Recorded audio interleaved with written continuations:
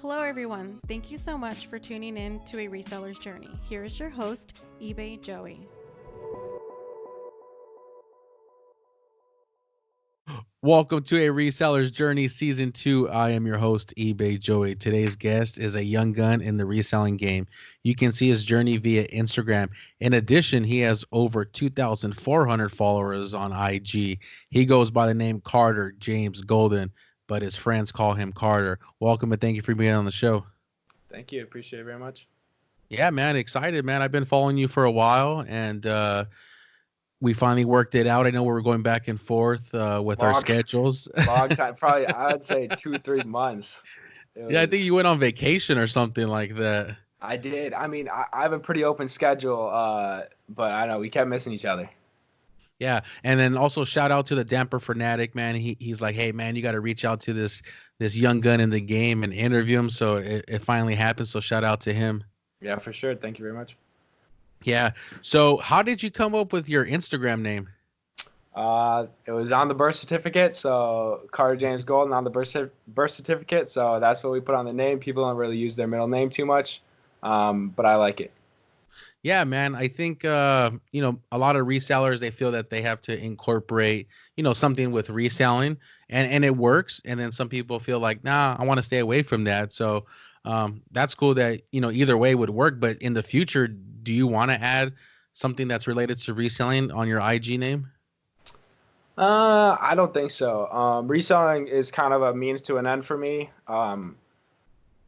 I don't think it's something that I'll be doing for 10, 20, 30 years. Now I know kind of with Amazon, and I mean, there's so many different ways that like are considered reselling. When it's not an actual like corporate kind of thing where like Marshalls is technically reselling things, but like, man, Yeah. it's because the whole business and stuff like that and all that kind of stuff. But I don't really think of it as a super long-term thing, and I'd rather build personal brand than some other name for something that will end eventually. Yeah, no, that's smart, man. I think you're thinking about the future, and sometimes the biggest brand is the individual. Exactly. Nice. So where are you based out of, Carter? Based out of Appleton, Wisconsin. Been here my whole life, so it's been interesting. Bit of a Yeah, smaller town. yeah. How small of a town is it? What's the population like? I believe it's roughly 70,000. I'm not. Is Okay. that big? Is that big? I don't know. I think To that's me, small. to me, that's small. That's a Yeah, small town still.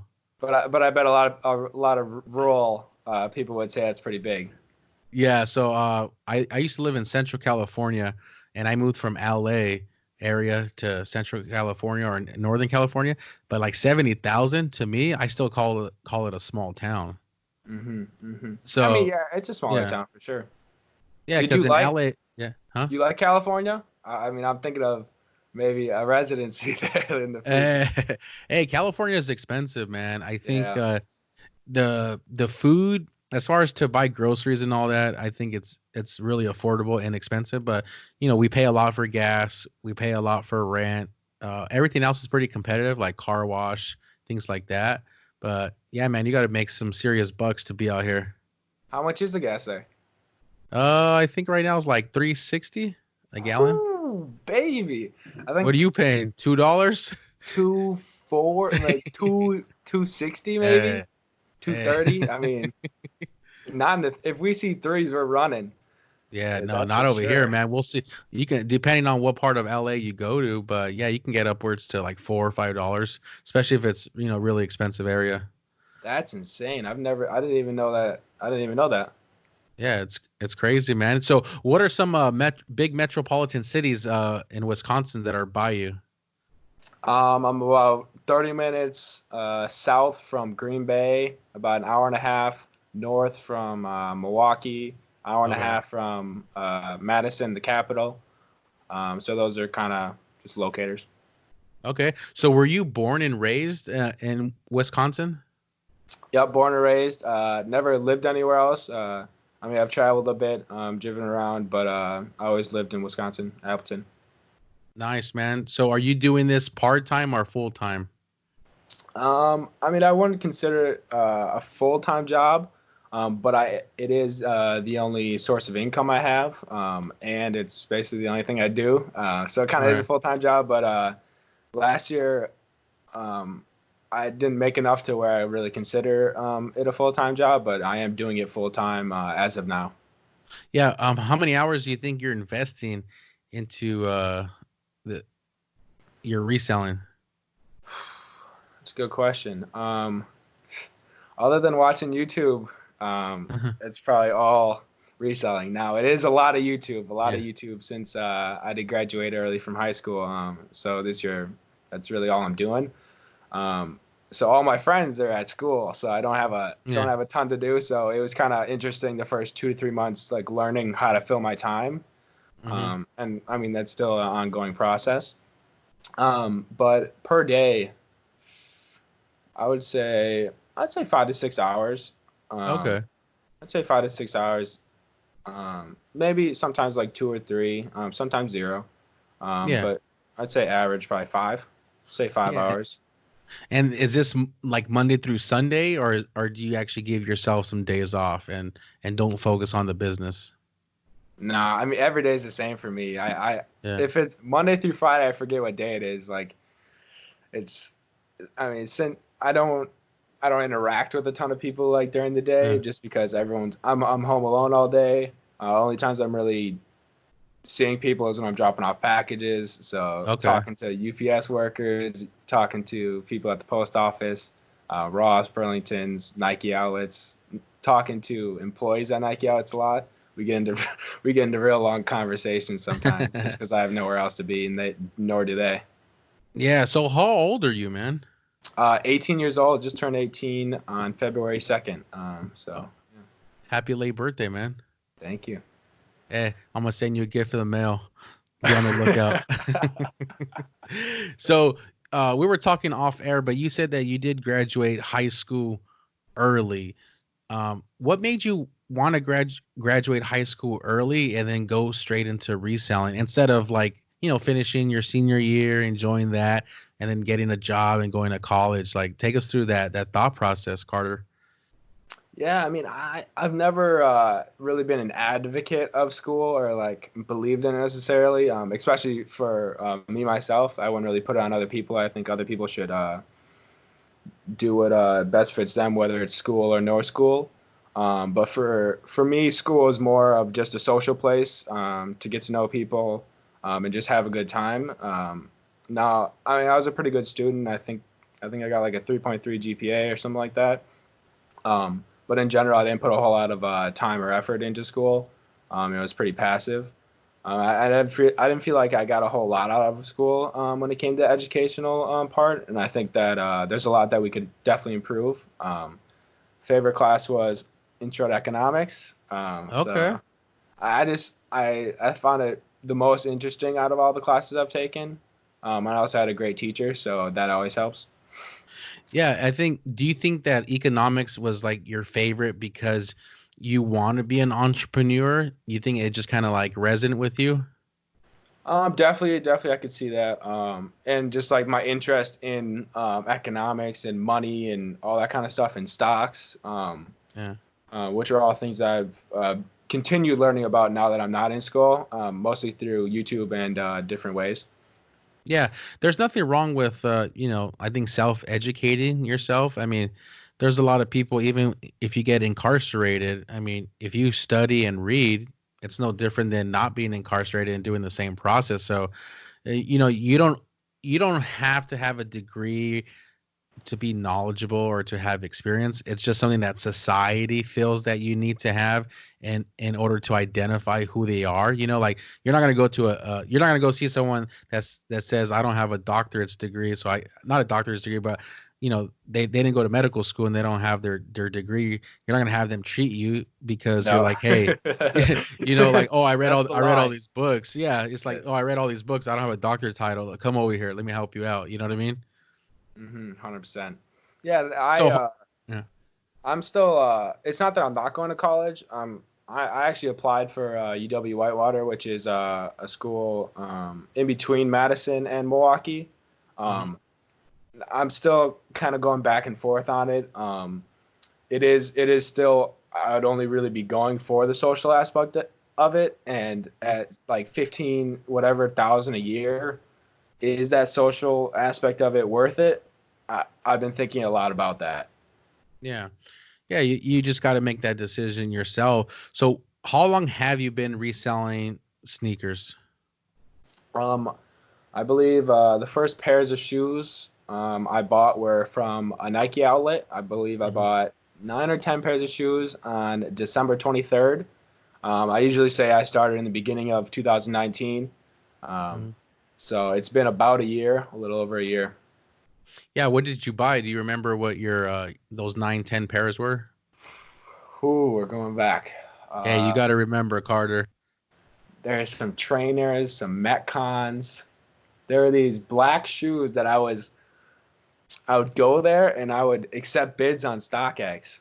And this is before like Renzi or RNZY really started talking about that. I'm not sure when I even learned about it. It was over a year ago, or why I even like thought of that.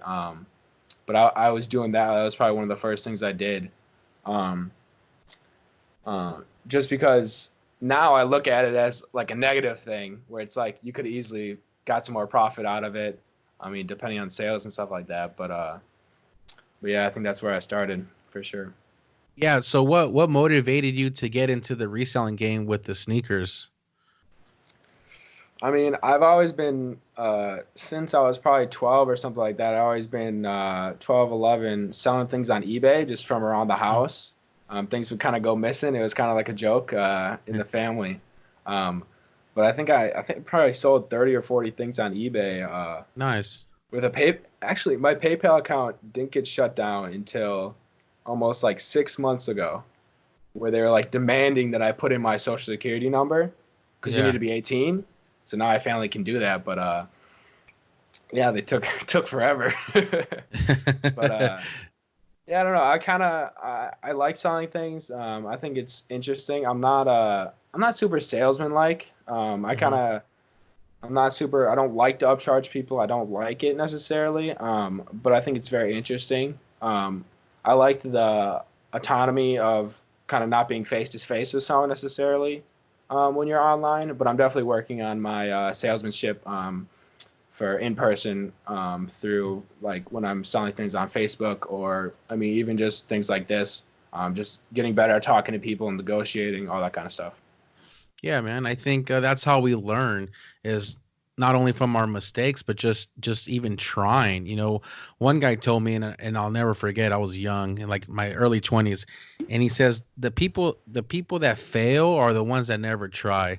And I think so many of us are so scared or so timid, or for whatever reasons, we don't even try it. It's like, and I think at that point you're already failed because you haven't even tried. It's like, you know what? You just got to go out there and just do it, man. And if you fall on your face, you fall on your face.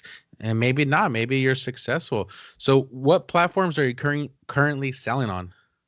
Yeah, just to comment on what you're talking about Yeah. before, I completely Yeah. agree.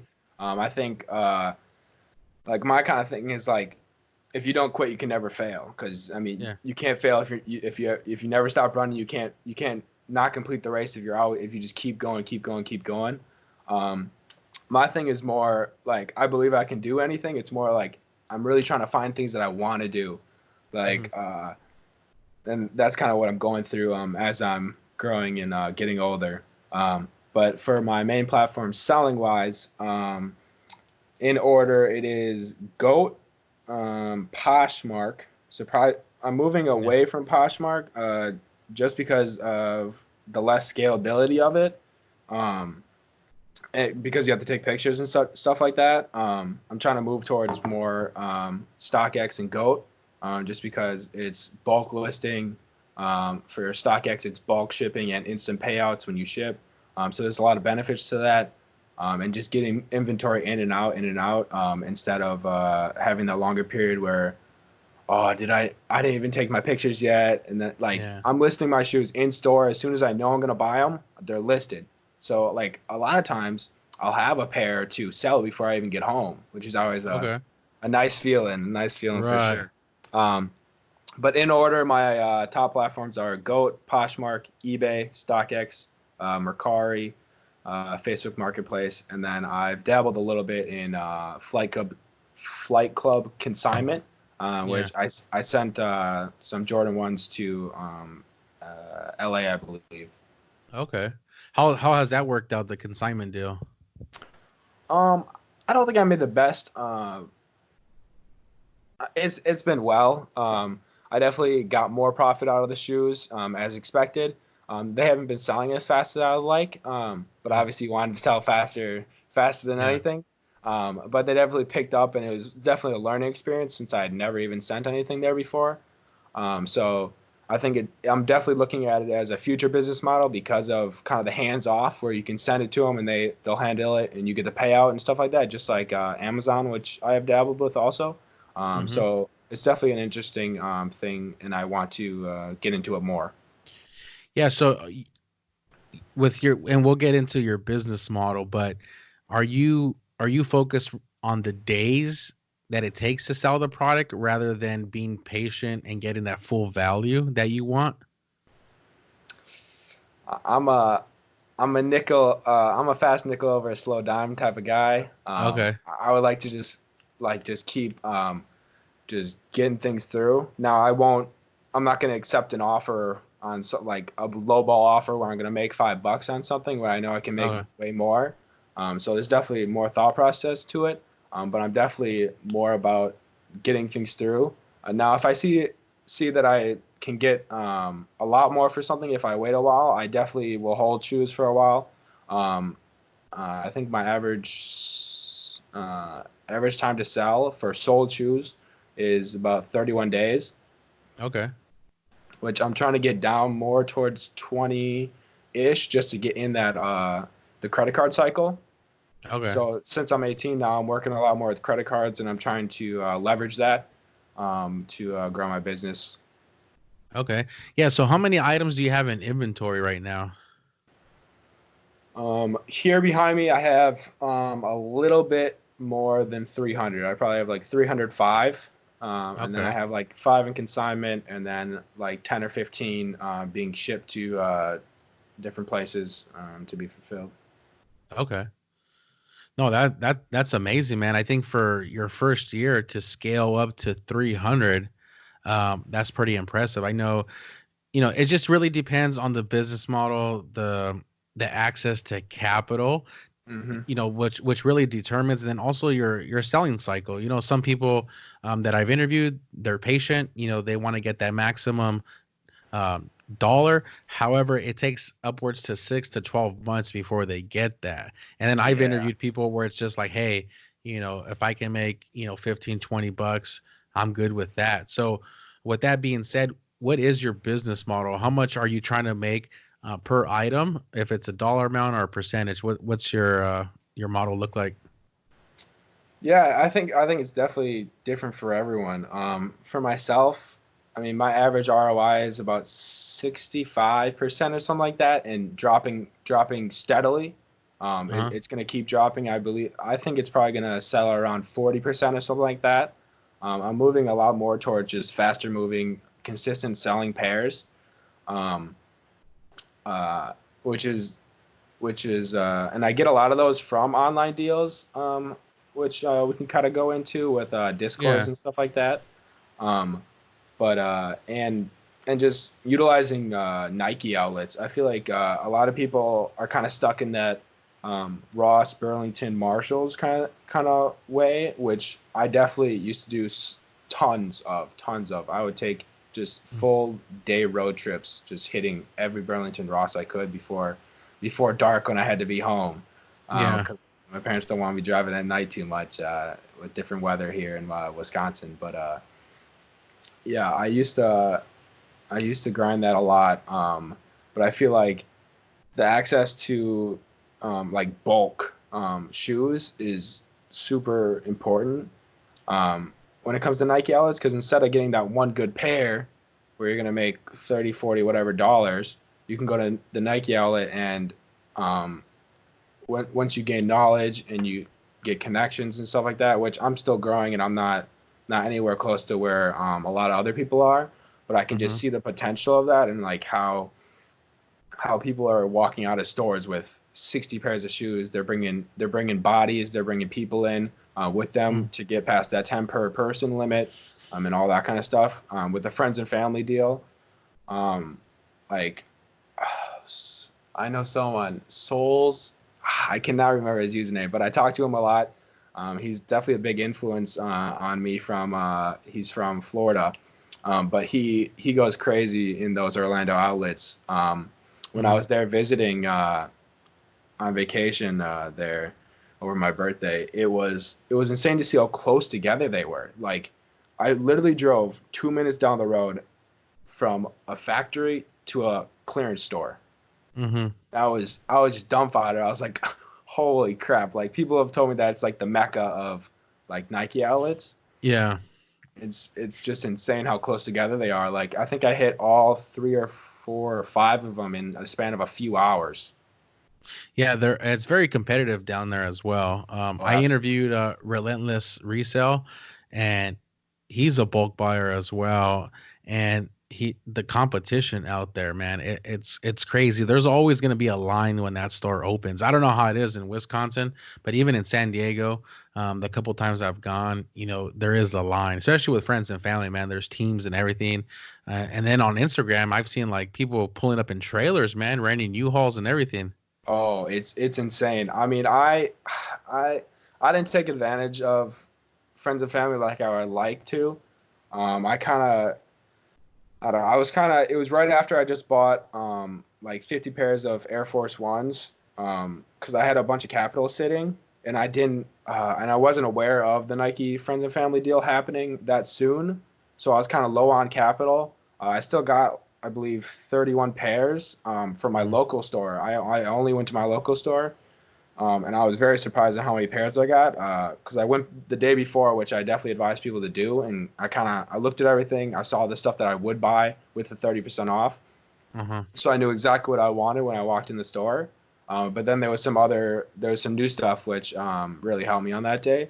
But yeah, that having capital is very helpful to say the Yeah. least.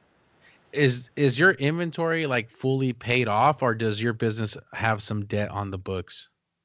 No, it's fully paid off. I make sure to, at this point, since I'm kind of just new to the credit card thing, I try to put all my payments through credit cards to get the points and rewards from them at least.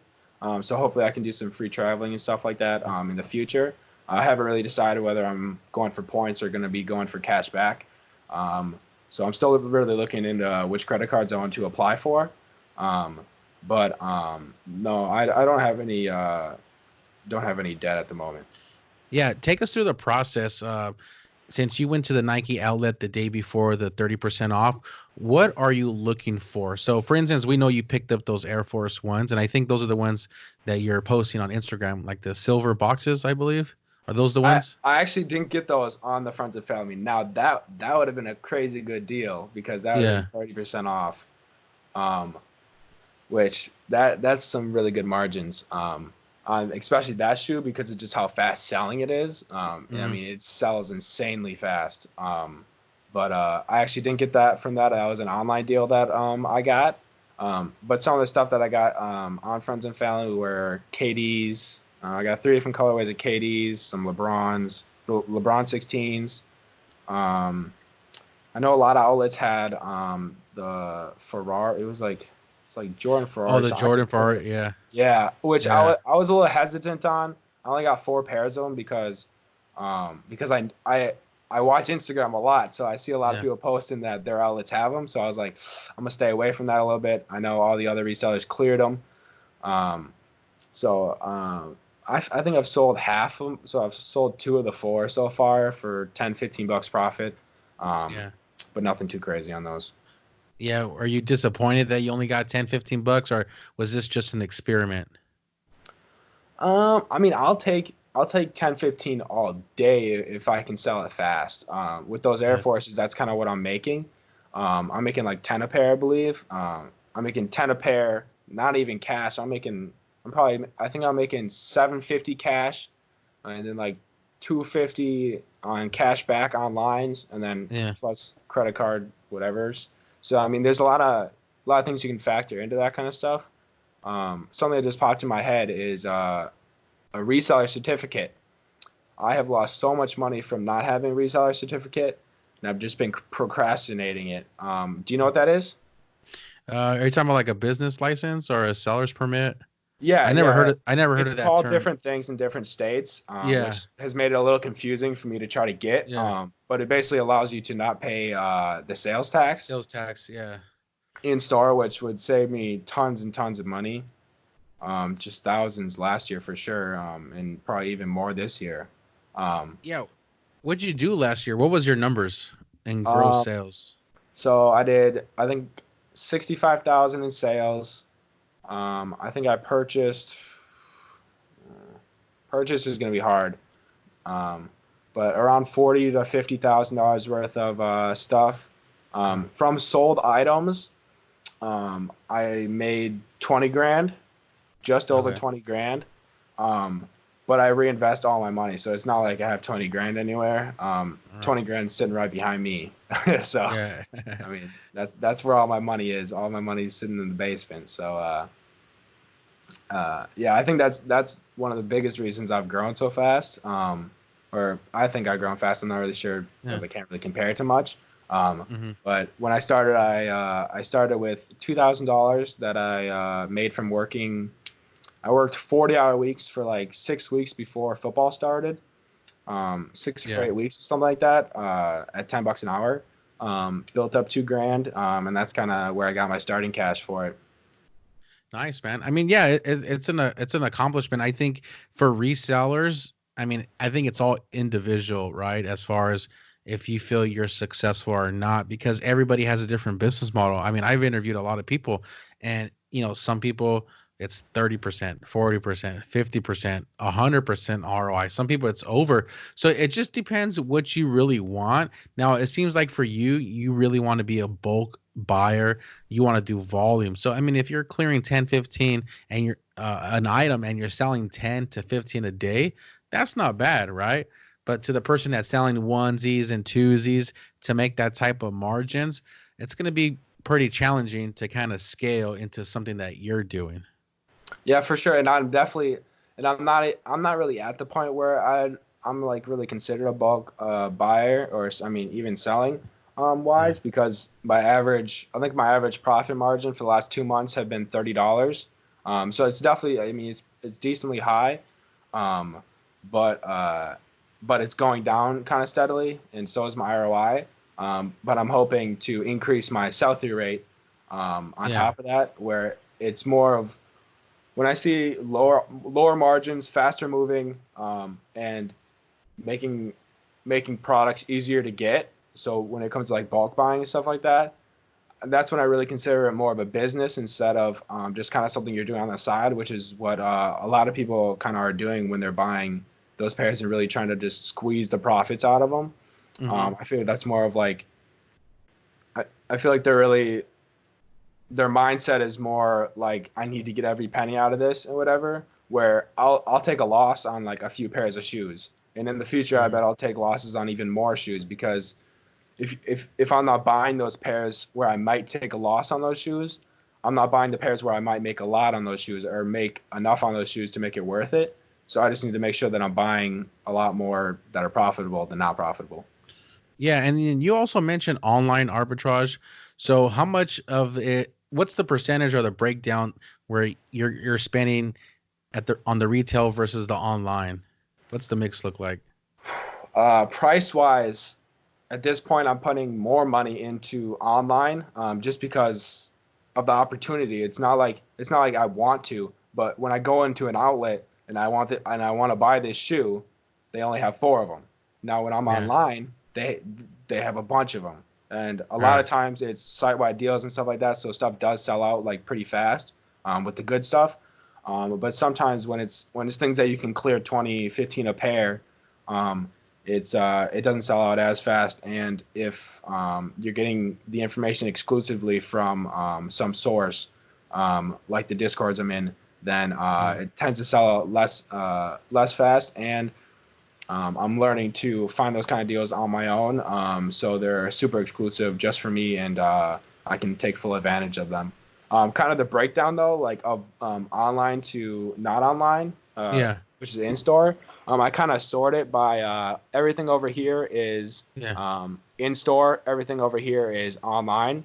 Nice. Um, I think the biggest thing about buying online is that you get the full box. I was so Yeah. like that's the best thing about Nike outlets. That's the nice thing about online is you get the full box and you can sell it just as face value on StockX and Goat, which is where I'm trying to move myself to, and really dominating those two platforms. So that helps a lot. Yeah. Are you exclusive to one brand, or is there multiple brands that you dabble with? I definitely dabble with other brands. I bought some like Reebok shoes, which I actually made a good profit on, but they weren't just like normal Reebok shoes. I looked at the completed sales. They had good completed sales and stuff like that. I think I sold them for like $160. They're pretty expensive shoes. I'd never seen them before, Hmm. and I got those online. I'm not exclusive, but Nike and Adidas are just the number one shoe brands, and especially in the United States. I mean, I can't speak for the world, but I assume the world, definitely for Nike at least. I know Puma and probably Adidas have bigger audiences in Europe and stuff like that. But Yeah. Nike definitely dominates North America. Yeah. What shoe do you like selling? I mean, is it like a certain model? Let's focus on Nike. Is it a certain model, or is it just like the price point and then what you can flip it for? Yeah, I mean, I'm not super emotional about a shoe. I don't care if what it looks like. It'll be the like my friends will come in and look at my like. I have one friend, Sam Mahoney. Shout out him. Yeah. Shout out He's super. Sam. Yeah, shout out Sam. He's super into like Jordans and stuff like that. And he'll come through and look at like some of the shoes I have, and he'll be disgusted. Like Yeah. he's like, why would you even look at these Yeah. shoes? Like he hates like Jordan mids and stuff like that, Yeah. which sometimes sell well. So you got to buy them. It's all Hey, about the price and what they're selling for. exactly, man. You got to tailor your business to the audience, and there's some pretty cool Jordan lows out there too. And 100%.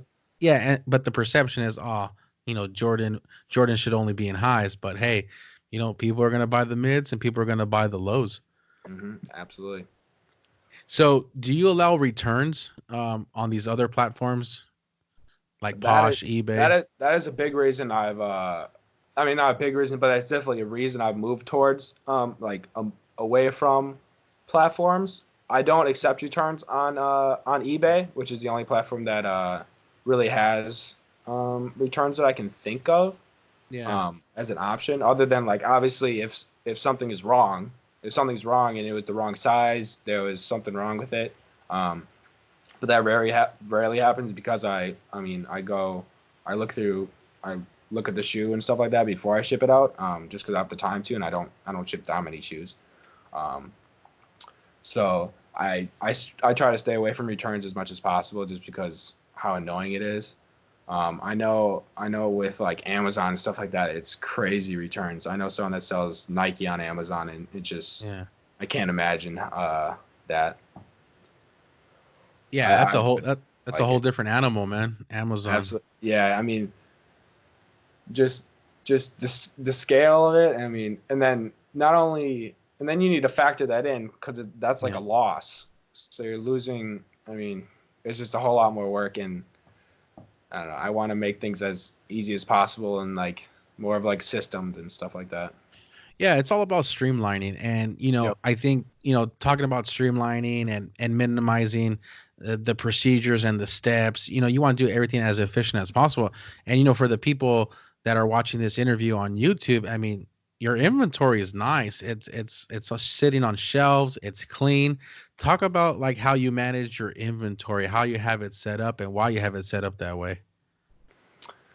Yeah, I mean, at first I just had it laying on the ground, like when I had like 10 pairs or whatever, just kind of stacked up on one of my bookshelves. And then as I expand, I just bought more. For Christmas, my parents got me these. It was my only Christmas present. I don't really accept presents and stuff like that too much. I don't really like it. If I need something, I'll buy it. Um, and I feel like and I don't really give presents myself either. Kind of go off on a tangent here, but I, Yeah. I feel like the only time I really give presents is if it's like like sentimental or something like that. But I'm not really at a point where I feel like a gift to me is something that like that person can't get for themselves. So whether it's exclusive, whether it's just something that they can't get, or if it's the price point of the reason they can't get, I feel like that's really like the whole gift part of it. Compared to how like everyone just gives gifts on like holidays and stuff like that of stuff that that person could have bought for themselves and then you bought something for them. Yeah. It's like I don't know, but I mean it's just a holiday, so not trying Right, to make it right. fun. No, so why do you have your inventory set up the way that you have it? Yeah, to get back to that, I kind of um, this is kind of just what I did. I just thought like, yeah, I'll put it on shelves. I don't want to like just to make it more organized, make it easier to kind of go through. I know some people that deal with like tons and tons of shoes.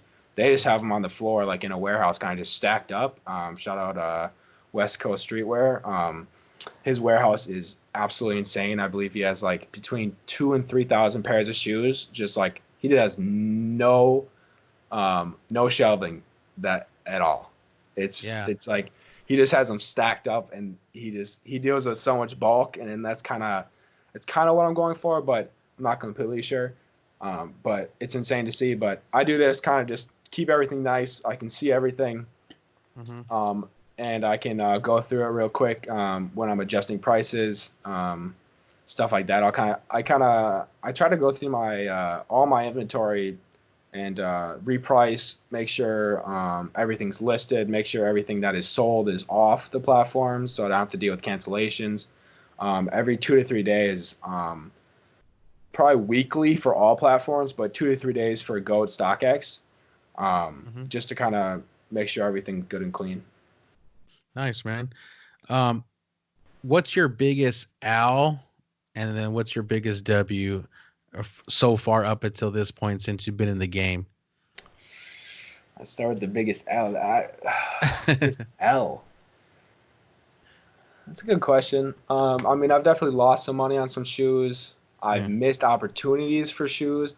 Missed opportunities for shoes is probably the biggest because I haven't yeah, really lost too much money necessarily on shoes, but it's more like the loss of opportunity. So it's whether it's whether it's deciding not to go to the one more store and you miss this great shoe that you would have got, yeah. but you didn't go, so you missed it, or kind of tying into one of my biggest scores was I got 3 pairs of off-white dunks. Um, Oh, nice. so I think I made $1,500 off of those 3 pairs of shoes, which is insane. Now I could have probably made another $500 on them, which is so that's kind of like an L. But I really needed the capital at the time, and I I had a little bit of an ego about it. I wanted to boost my sales to hit that 20K mark for profit wise in 2019. So it was a little bit ego, a little bit of actual business sense, trying to get capital to continue reinvesting. Um, but I don't think I have two big L's in reselling quite yet. Just just haven't had too many. I mean, I've lost money on a few pairs of shoes, but that's about it. Yeah, is there certain sizes that you will not sell that you just kind of like, I don't do this. No, I mean, it's kind of back to like, is there a certain shoe you won't sell? Like, if it sells, I'll buy it and I'll sell it. I mean, it's all Okay. about is the margin there? Is it selling? I mean, I mean that has to do with anything. Like, if there's now obviously there's sizes that sell better, so it's like I think men's is like for like 10 to 12, 10 to 13 is probably the best Yeah. sizes or something like that. Maybe down to nines and stuff like that. Yeah. But when you're talking about shoes that have a lot of demand for them, like the best sizes are usually like 8 to 9, or even like with Yeezys and stuff like that, maybe even the very small sizes because of Asian buyers and just Yeah. like different plays in the market. So I think it's more about the market and less about how I feel about it. Okay. No, that makes sense. How about your sourcing schedule? What does that look like? Do you take any days off, or is it just source every day? Super inconsistent. That's how I describe it. Just super inconsistent. The last few days, I've been going to my local Ross and Burlington daily, just because I've had had things that I had to do out there, which probably for the next month I'll have to go out there every day. I'm taking drone videos of this construction project. So I'm kind of making like a time lapse of it. So I have to go out there every day, and it's like 5 minutes from Ross and Burlington. So I just go there and stop there. No point Okay. not. I found 2 pairs of Kobe so far. So Nice, nice. The it's ADs, been which pretty ones? 80s. Yep. Yeah. One of them. So I found 2 pairs of Kobe 80s, one pair of Kobe 80 mid, I believe, or something Yeah. like that. I had never Yeah. really seen them, but I just got them today, and then some like Air Maxes and whatever. Um, but yeah, I mean, I like sourcing. A lot of people like when I source, like, or at least when I used to go to like a bunch of Burlingtons, Rosses, Marshalls, like I would just be driving all day. Like I'd be hitting 12, 15 stores. Um, and I'd be driving to my first store drive would be like an hour and 40 minutes and I'd hit the Nike outlet, a clearance store in Wisconsin, the only one. Be there for an hour until checks were done. I'm not sure how familiar you are with Nike outlets, but for the first hour of clearance stores, at least in my area, you can do checks where you can check in the back for different SKUs and see if they have more of those pairs. So I'd be there till from 10 to 11, and then after 11, I'd just go hit every store of Marshalls, Burlington, whatever, and I would kind of plan my route out all the way back up to my house. So it's Nice, kind of like man. a full like 16-hour day, which I mean might seem like a long time, but I mean I kind of enjoyed it. You're driving most of the time, just in between stores, and other than that, you're hopefully making some money. Yeah, man, it's definitely cool, man. I think that's the cool thing about being a reseller. I mean, it's a flexible schedule, man. I mean, you just hit your stores and hopefully you're finding the stuff to resell and it's profitable to keep it going, you know? Yeah, I mean that's the good and the bad thing. I mean Right. that's why so many people aren't entrepreneurs or aren't. I mean, I wouldn't necessarily. I don't know if being a reseller necessarily makes you an entrepreneur. I'm kind Yeah. of more along of Gary V. Shout out Gary V. Actually, that's Okay. Hey, seventh hopefully he grade. watches the show, man. Hopefully he watches the show. Hopefully, he tweets it out, shares it everywhere. But Gary Vee was probably one of the most influential people in my life. I started Hmm. watching him in 7th grade, and he definitely had an impact on me starting to sell shoes, and kind of just flipped my whole mindset. I mean, I feel like ever before 7th grade. Now, I mean, I was really young, but like I feel like I woke up. Like that's how I describe like the difference. Like it was just a completely different mindset. Like just when I hear people like nowadays when I hear like people complaining about things or like anything like that, like I'm always like super like solve the problem when like some people just kind of want to tell you like the things that are bad happening in their Right. life, and I'm like, here's step number one, two, and three. Here's what you got to do. If you feel this way, feel that way, do this, do Yeah. this. I'm like, I'm giving them all like the answers, and that's not what they want. They're like I don't want answers. I want you to say, oh, I feel bad for you. Like Yeah. I'm just not really about that. Yeah, it's all about finding the solution, man. I think that's the name of the game. So where can people find you on social media? I'm on Instagram at CarterJamesGolden. I'm on YouTube, CarterJamesGolden. I'm actually trying to switch it to Carter Golden. Just branding wise, it's shorter, easier. People can recognize the name easier, but it's Carter Yeah. James Golden just about everywhere for YouTube and Instagram. How about the Snapchat? Snapchat. Honestly, my Snapchats are messed up, but I have Carter J Golden, which I can add you Yeah. back on. Carter J Yeah. Golden. And then I have Carter2202, which I can't add people back on because I added too many people. So we're Yeah. still trying to figure that How, out. how about the TikTok? Can we find you on the TikTok? Yes, sir. I think it's Carter J Golden. If you Yeah. search Carter Golden, Carter James Golden, you'll find me up there. I've posted a bit of reselling content, Yeah. but I definitely should be doing a lot more of that because just the virality of that platform is insane. How about the Twitter? Twitter, I believe it's Carter James Gold one. Yeah. I don't tweet too much. I go on Twitter a lot just because like sneaker Twitter. Yeah. If you know anything about that, I mean, you get some good laughs in there. Just kind of stuff that you'd only really know if you were like kind of into sneakers and stuff like that. But yeah, that's about it on Twitter. I don't really tweet too How, much. how about the Facebook? Facebook. I think the only thing I've ever posted on Facebook were shoes on Facebook Marketplace. But I'm guessing Carter Golden. Uh, you I need a mean, website, man. You need a website, do the ultimate branding, and then put all the social media links in there. yeah, definitely. I mean, all the affiliate links, all that kind of stuff. Start getting some cash flows from other opportunities. Hey, absolutely, man. So, what are your goals for 2020? What sticks out?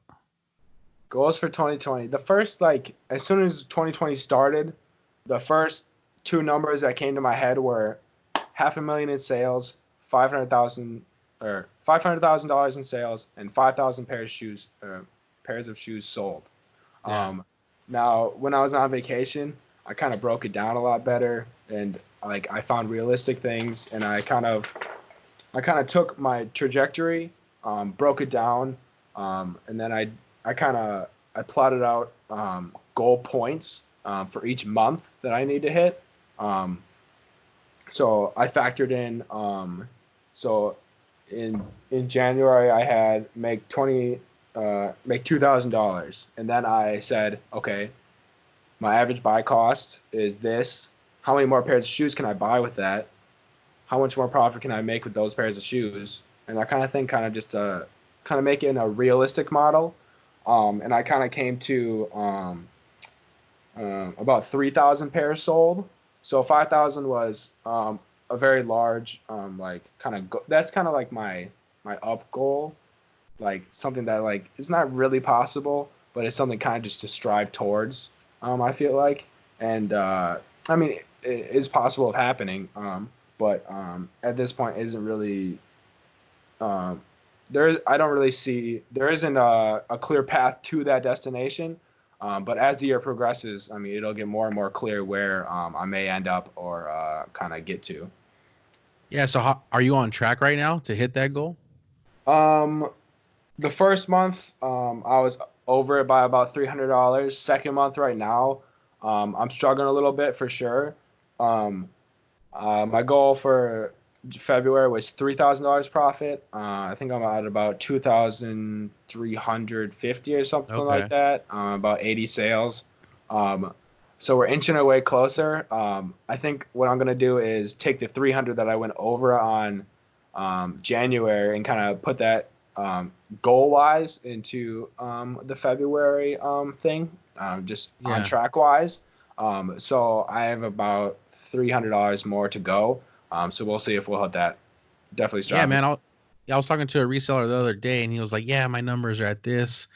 And then I end up talking to him the next day. He's like, "Man, I got like 4 or 5 sales that just kind I of, know that's all it so takes, man." it does. I mean, it's like you really know you're into it when like your mood is based off of it. So it's like you'll be real happy one day, and people are like, "Why are you so Yeah. happy?" It's like I had like 5 sales. I woke up to 5 sales. It's like Yeah. that morning when you wake up, you open your Yeah. eyes, look up to your phone, and for StockX you get these check marks Yeah. for the emails and stuff like that, and all you want to see is those check marks. That's all I want to Right. see, Right. or Yeah, the that's how I PayPal was. notifications. Yeah, you want Uh, to hear all that, the ching ching and all that. But even when I used to play, when I did fantasy football years ago, man, like if I won or lost, it would really, affect my mood. And so same thing with reselling, man. Like when you're selling, you feel really good, and then when it's like, you're not getting a sale or you're getting lowball offers, you're just like, oh, come on, let's get this algorithm going. yeah, definitely. I mean, I definitely I feel like this is kind of with everything. Like when something not necessarily positive happens, you could call Mhm. it negative. Um, but one, you really never know if something's negative or positive until the very end. So, I mean, that's Mhm. just something you really never know. So it's kind of just always an event in your life. You can never really know if it's positive or negative kind of till the end. Um, but when like I start kind of like even after years of kind of just training myself, like I'll still like go quick to that negative. Oh, what the heck? Like, oh, this dude's like someone lowballs me. I'm like, oh, this cheap guy. Like, and Yeah. then I'm like, and then I'm instantly like, I'm just uh, just kind of grateful, and like I go right into Gary V. Like that's what it is. Yeah. Like he doesn't like they don't have the money to pay for it. Like that's okay. Like they're trying to get a good deal. Or I mean, even some resellers like maybe they're lowballing me so that they can get inventory to sell for more. Yeah. Like everyone just has their own different situation, and I mean I'm still kind of like growing in that aspect, but like over time, I'm just getting faster and faster at going into that kind of more positive mindset. So now like it's super quick and it's getting faster, I think. So it set me up for success, I believe, mentally. Yeah, man. Well said, man. Well said. Carter, thank you for being on the show today. Hey, no problem. I'll come on every day if you want me to. Hey, man, my wife might be upset about that. She's gonna say you spend more time with Carter than me. Hey, I don't think that's a problem. You That must live not be streaming on married. Twitch. That's a single man's talk right there. I'm single.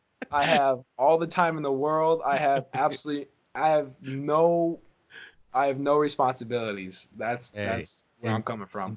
enjoy it, man. Enjoy it. Want to thank the audience for tuning in. You can find today's guest on Instagram at CarterJamesGolden. You can visit the show's website at aresellersjourney.com, where you can find a link to my Instagram at eBayJoey and the show at A Reseller's Journey. If you like what you're hearing, don't forget to subscribe and follow on Apple Podcasts, Google Podcasts, Spotify, and YouTube. Remember, never forget why you started. Peace. 100%. Peace.